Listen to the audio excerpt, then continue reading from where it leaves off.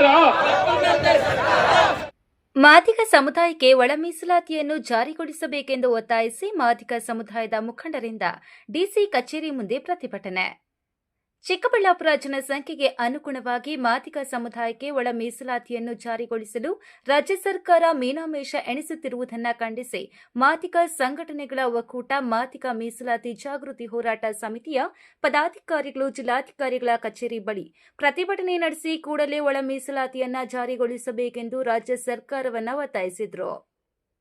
ಮಾದಿಗ ಸಮುದಾಯಕ್ಕೆ ಒಳ ಮೀಸಲಾತಿ ಜಾರಿಗಾಗಿ ಒತ್ತಾಯಿಸಲು ರಾಜ್ಯದ ಎಲ್ಲ ಜಿಲ್ಲಾಧಿಕಾರಿಗಳ ಕಚೇರಿಗಳ ಬಳಿ ಪ್ರತಿಭಟನೆಯನ್ನ ನಡೆಸಿ ಎಡಿಸಿ ಭಾಸ್ಕರ್ ಪ್ರಸಾದ್ ರವರಿಗೆ ಪತ್ರ ನೀಡಿ ಮಾಧ್ಯಮದವರೊಂದಿಗೆ ಮಾತನಾಡಿದ ಮಾದಿಗ ಸಮುದಾಯದ ಮುಖಂಡರುಗಳಾದ ಉಲವಾಡಿ ಎಂವಿ ರಾಮಪ್ಪ, ಎಂಆರ್ ನಾರಾಯಣಸ್ವಾಮಿ, ಕೋಡಿಗಲ್ ರಮೇಶ್ ರವರು ಮಾತನಾಡಿ, ಕರ್ನಾಟಕ ರಾಜ್ಯದಲ್ಲಿನ ಮಾದಿಗ ಸಮುದಾಯಕ್ಕೆ ಒಳ ಮೀಸಲಾತಿಯನ್ನು ಜಾರಿಗೊಳಿಸಬೇಕೆಂದು ಒತ್ತಾಯಿಸಿ ಮಾದಿಗ ದಂಡೋರ ಮಾದಿಗ ಮೀಸಲಾತಿ ಹೋರಾಟ ಸಮಿತಿಯ ಪದಾಧಿಕಾರಿಗಳು ಕಳೆದ 35 ವರ್ಷಗಳಿಗೂ ಹೆಚ್ಚು ಕಾಲದಿಂದ ಜನಸಂಖ್ಯೆಗೆ ಅನುಗುಣವಾಗಿ ಒಳ ಮೀಸಲಾತಿಯನ್ನು ಜಾರಿಗೊಳಿಸಬೇಕೆಂದು ಹಲವಾರು ರೀತಿಯ ಪ್ರತಿಭಟನೆಗಳನ್ನು ಮಾಡುತ್ತಾ ಬರುತ್ತಿದ್ದರೂ ರಾಜ್ಯ ಸರ್ಕಾರ ಒಳ ಮೀಸಲಾತಿಯನ್ನು ಜಾರಿಗೊಳಿಸಲು ಮೀನಾಮೇಷ ಎಣಿಸುತ್ತಿರುವುದು ಖಂಡನೀಯವಾಗಿದೆ.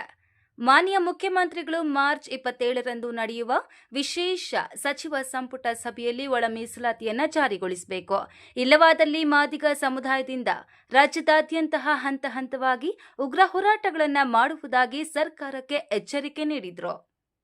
ಈ ಸಂದರ್ಭದಲ್ಲಿ ಶಿವಾನಂದ ಪಿಎಂ, ನರಸಿಂಹಯ್ಯ, ನಾರಾಯಣಸ್ವಾಮಿ, ಆನೂರು ಶ್ರೀನಿವಾಸ್, ರಾಜಾಪುರ ನಾರಾಯಣಸ್ವಾಮಿ ಮತ್ತಿತರರು ಉಪಸ್ಥಿತರಿದ್ದರು. ಸ್ವೀಕರಿಸಿ ಸರ್ಕಾರಕ್ಕೆ ಆಶ್ವಾಸನೆ ಕೊಡಲು ಎಡಿಸಿಯವರಾದಂಥ ಭಾಸ್ಕರ್ ಪ್ರಸಾದ್ ಅವರು ಬಂದಿದ್ದಾರೆ. ಭಾಸ್ಕರ್ ಪ್ರಸಾದ್ ಸರ್ ಓದುವಾಗ ಒಂದು ಮೀಡಿಯಾವರು ಒಂದು ರೆಕಾರ್ಡ್ ಮಾಡ್ತಾ ಇರ್ತಾರೆ, ಅದು ಗೊಂದಲ ಬೇಡ. ದಯವಿಟ್ಟು ಎಲ್ಲರೂ ಶಾಂತಿಯುತವಾಗಿ ಮನವಿ ಕೊಟ್ಟ ಮೇಲೆ ಬೇಕಾದ್ರೆ ನಿಮ್ಗೊಂದು ಅರ್ಧ ಗಂಟೆ ಜವಾಬ್ದಾರಿ ಕೊಡ್ತೀವಿ, ನೀವು ಎಷ್ಟು ಕೂದಲಾಗ್ತಿರೋ ನಿಮ್ಮಿಷ್ಟ. ಮಾದಿಗ ಸಂಘಟನೆಗಳ ಒಕ್ಕೂಟದ ವತಿಯಿಂದ ಮಾದಿಗ ದಂಡೋರ ಜಾಗೃತಿ ಸಮಿತಿ, ಮಾದಿಗ ದಂಡೋರ ಕರ್ನಾಟಕ ದಲಿತ ಸಂಘ ಸಮಿತಿ ಎಲ್ಲ ಒಕ್ಕೂಟದ ವತಿಯಿಂದ ಇವತ್ತು ನಾವು ಏನು ಚಿಕ್ಕಬಳ್ಳಾಪುರ ಜಿಲ್ಲಾ ಕಚೇರಿ ಮುಂದೆ ಧರಣಿ ಮಾಡ್ತಾ ಇದ್ದೀವಿ. ಇದರ ಉದ್ದೇಶ ಕರ್ನಾಟಕ ರಾಜ್ಯದಲ್ಲಿ ಸುಮಾರು 35 ವರ್ಷಗಳ ಹೋರಾಟದ ಒಂದು ಕೂಗು ಇವತ್ತು ನಮಗೆ ಏನು ಒಳ ಮೀಸಲಾತಿ ವರ್ಗೀಕರಣ ಇದರಲ್ಲಿ 6% ಮಾದಿಗರಿಗೆ ಪಾಲಾಗಿದೆ, 6% ಒಲೆಯರ ಪಾಲಾಗಿದೆ, ಇನ್ನು 5% ಏನಿದೆ ಇತರೆ ವರ್ಗದವರಿಗೆ ನ್ಯಾಯ ಸಿಕ್ಕಿದೆ. ಆದರೂ ಸಹ ಏನು ರಾಜಕೀಯ ಪಿತೂರಿಗಳಿಂದ ಏನು ಸಿದ್ದರಾಮಯ್ಯನವರು ರಾಜಕೀಯ ಪಿತೂರಿಗಳಿಂದ ಏನು ಮಹದೇವಪ್ಪ ಅವರು, ಮಲ್ಲಿಕಾರ್ಜುನ ಖರ್ಗೆ ಅವರು, ಪ್ರಿಯಾಂಕ್ ಖರ್ಗೆ ಅವರ ಮಾತಿಗೆ ಗೌರವ ಕೊಟ್ಟು ನಮ್ಮ ಮಾದಿಗರಿಗೆ ಮೋಸ ಮಾಡ್ತಾ ಇದ್ದಾರೆ. ಇದು ಸರ್ಕಾರ ಎಚ್ಚರಿಕೆಯಿಂದ ನೋಡಬೇಕಾಗ್ತದೆ.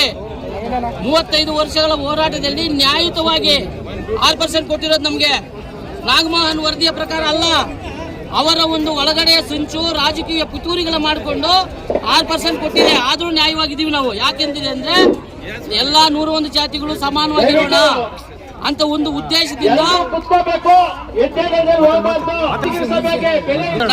ಅದಕ್ಕೆ ನಾವು ಸುಮ್ಮನೆ ಇದ್ದೀವಿ. ಏನಾದ್ರೂ 27ನೇ ತಾರೀಕು ಏನಾದ್ರೂ ಮಾಡಿಲ್ಲ ಅಂದ್ರೆ ಎಲ್ಲ ಶಾಸಕರ ಮನೆ ಮುಂದೆ ನೇಣು ಹಾಕೊಳ್ತೀವಿ. ಸರ್ಕಾರ ಎಚ್ಚರಿಕೆ. ಗ್ರಾಮ ಪಂಚಾಯತಿ, ಜಿಲ್ಲಾ ಪಂಚಾಯತಿ ಎಲ್ಲ ಎಲೆಕ್ಷನ್ಗಳಲ್ಲಿ ಎಲ್ಲ ಶಾಸಕರ ಮತ್ತು ಉಸ್ತುವಾರಿ ಮಿನಿಸ್ಟರ್ಗಳ ಮನೆಗಳ ಮುಂದೆ ನೇಣು ಹಾಕೊಳ್ತೀವಿ ಮಾದಿಗರು ಅಂತ ಎಚ್ಚರಿಕೆಯನ್ನು ಕೊಡ್ತಾ ಇದೀವಿ. ನಿಮ್ಮ ಸರ್ಕಾರವನ್ನ ಧೂಳಿಪಟ ಮಾಡ್ತೀವಿ ಅಂತ ಎಚ್ಚರಿಕೆ ಕೊಡ್ತಾ ಇದೀವಿ. 35 ವರ್ಷಗಳಿಂದ ಹೋರಾಟದ ಪ್ರತಿಫಲ ನಮಗೇನಾದ್ರೂ ಅನ್ಯಾಯ ಮಾಡಿದ್ರೆ ನಾವೆಲ್ಲ ಉಗ್ರ ಹೋರಾಟ ಮಾಡ್ತೀವಿ, ನಿಮ್ಮ ಮನೆಗಳ ಮುಂದೆ ನೇಣು ಹಾಕೊಳ್ತೀವಿ, ಸಾಯಕ್ಕೂ ನಾವು ಸಿದ್ಧವಾಗಿದ್ದೀವಿ ಅಂತ ಎಚ್ಚರಿಕೆಯನ್ನ ಕೊಡ್ತಾ ಇದೀವಿ. ಎಂವಿ ರಾಮಪ್ಪ, ಮಾದಿಗ ದಂಡೋರ ಜಾಗೃತಿ ಹೋರಾಟ ಸಮಿತಿಯ ರಾಜ್ಯ ಪ್ರಧಾನ ಕಾರ್ಯದರ್ಶಿ. ಮಾದಿಗ ಸಂಘಟನೆಗಳ ಒಕ್ಕೂಟದ ವತಿಯಿಂದ ದಿನಾಂಕ 25/3/2026 ಈ ದಿನ ಎಲ್ಲ ಕರ್ನಾಟಕ ರಾಜ್ಯದ 31 ಜಿಲ್ಲಾ ಕೇಂದ್ರಗಳಲ್ಲಿಯೂ ಪ್ರತಿಭಟನಾ ಸಭೆಯನ್ನು ಹಮ್ಮಿಕೊಳ್ಳಲಾಗಿದೆ.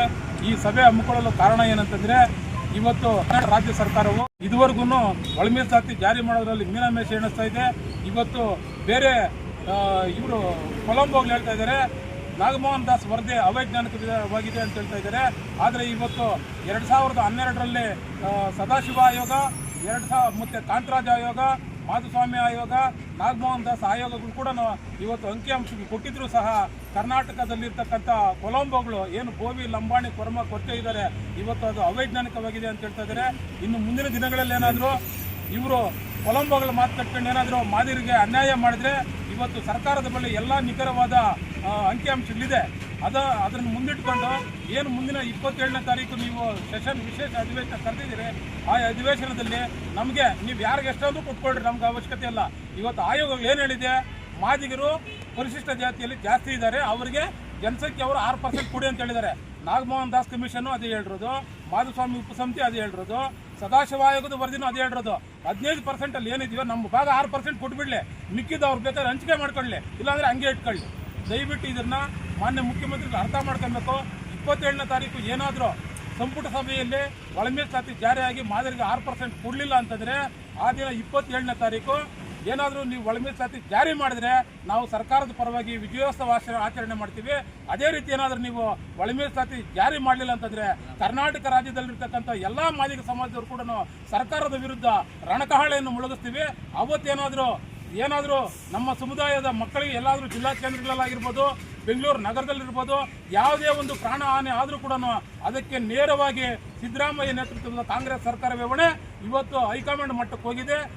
ಅವರು ವಿರೋಧ ಪಕ್ಷದ ನಾಯಕ ರಾಹುಲ್ ಗಾಂಧಿ ಅವರು ಹೇಳ್ತಾರೆ, ಯಾವಾಗಲೂ ಸಂವಿಧಾನ ಕೈಲಿ ಹಿಡ್ಕೊಂಡು ನಾವು ಸಾಮಾಜಿಕ ನ್ಯಾಯ ಅಂತ ಹೇಳ್ತಾರೆ. ಆದರೆ ಇವತ್ತು 35 ವರ್ಷಗಳಿಂದ ಹೋರಾಟ ಮಾಡ್ತಾ ಇರ್ತಕ್ಕಂಥ ಮಾದಿಗರಿಗೆ ಇವತ್ತು ಸಾಮಾಜಿಕ ನ್ಯಾಯ ಕೊಡುವುದರಲ್ಲಿ ಕಾಂಗ್ರೆಸ್ ಸರ್ಕಾರ ಸಂಪೂರ್ಣವಾಗಿ ವಿಫಲವಾಗಿದೆ. ಇದೇ ರೀತಿ ಏನಾದರೂ ಮುಂದುವರೆದರೆ ಮುಂದಿನ ದಿನಗಳಲ್ಲಿ ಕಾಂಗ್ರೆಸ್ ಪಕ್ಷವನ್ನು ಕೆಡುವುದೇ ಈ ಮಾದಿಗರ ಏಕೈಕ ಗುರಿ ಅಂತೇಳಿ ಈ ಒಂದು ಸಂದರ್ಭದಲ್ಲಿ ನಮಗೆ ಸರ್ಕಾರಕ್ಕೆ ಎಚ್ಚರಿಕೆ ಮತ್ತು ಆಗ್ರಹ ಕೊಡೋದಕ್ಕೆ ಇಚ್ಛೆ ಪಡ್ತೀವಿ.